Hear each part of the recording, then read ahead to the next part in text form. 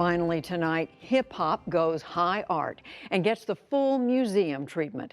Jeffrey Brown takes us on a trip to Oakland, California for an exhibition that captures the local and now international spirit of the music and much more.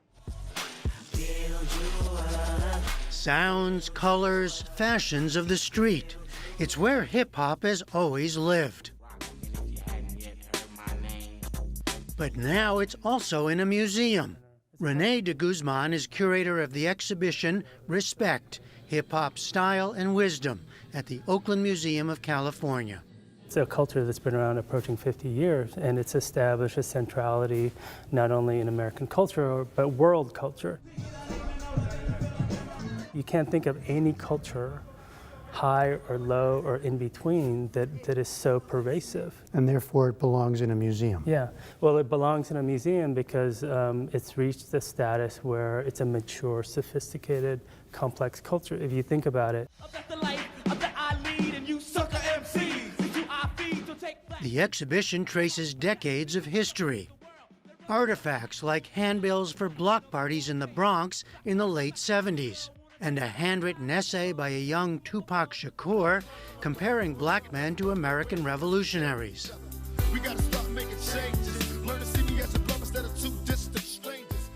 We see hip-hop's entry into mainstream TV shows. Now what you hear is not a test, I'm rapping to the beat. DJ gear, including this turntable used by Grandmaster Flash. It's like a jungle sometimes, it makes me wonder how I keep from going under. And graffiti's rise from underground to art galleries. And of course, music everywhere, including in a large first room that offers hands-on experience. Today, of course, hip-hop is a global industry and culture, but one this exhibition argues still rooted in the local. Eric Arnold is a longtime Bay Area music journalist and writer. Place is kind of very central to hip-hop. I mean, hip-hop in general is about identity, and it's about establishing kind of like an alternate identity. So if you think of hip-hop as a nation comprised of thousands of tribes, then you're kind of getting the idea. For the exhibition, Arnold created a hip-hop atlas of the Bay Area, showing key sites in local history. Nearby are tributes to Oakland-based artists like Too Short. I ain't tripping no more. Really ain't worth my time. Photos of the scene here, and a 1964 Chevy Impala representing California's car culture and its impact on hip-hop music.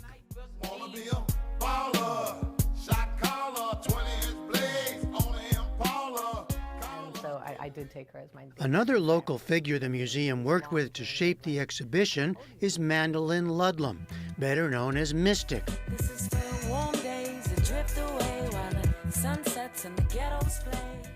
A Grammy-nominated hip-hop artist who's long worked with young people and is now about to begin a master's program at Oxford University.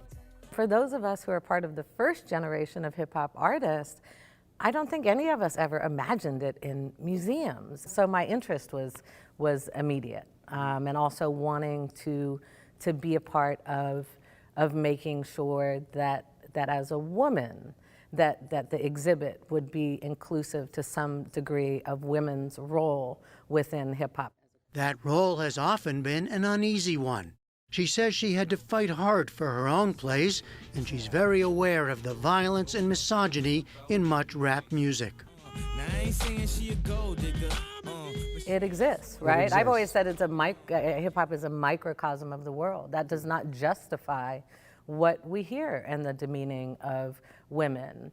But when we talk about the demeaning of women, do we also emphasize and promote artists that help pave the way, like Queen Latifah? Right? Moni Love. Do we talk about the art that they were creating? And also, do we amplify the male artists, the male hip-hop artists who are creating music that honors women? Accentuating the positive is very much the focus here, including one perhaps lesser-known aspect of hip-hop culture.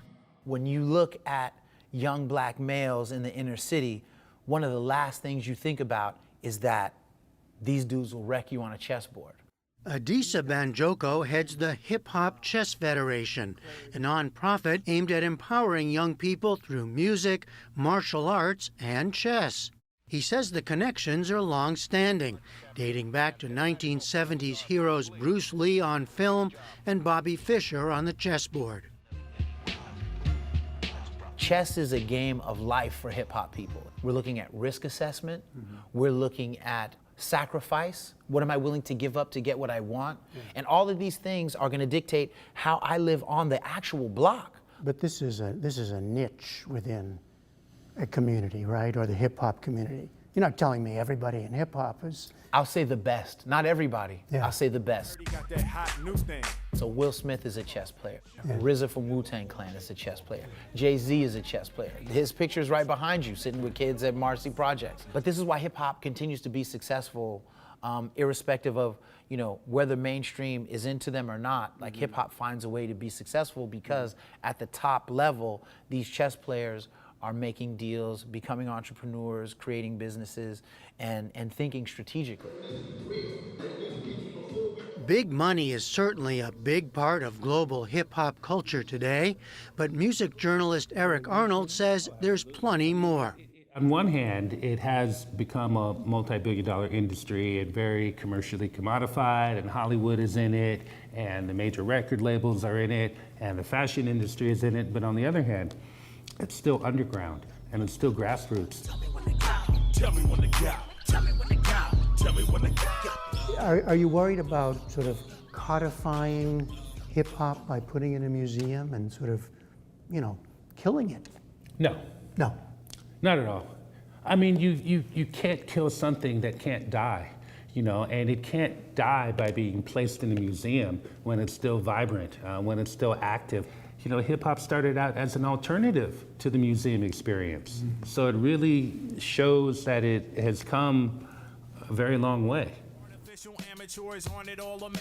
The exhibition Respect, Hip Hop Style and Wisdom runs through August 12th.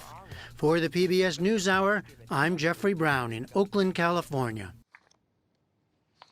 And on the NewsHour online, right now, many Americans are not getting screened for cancer, putting them at risk of missing out on earlier medical intervention.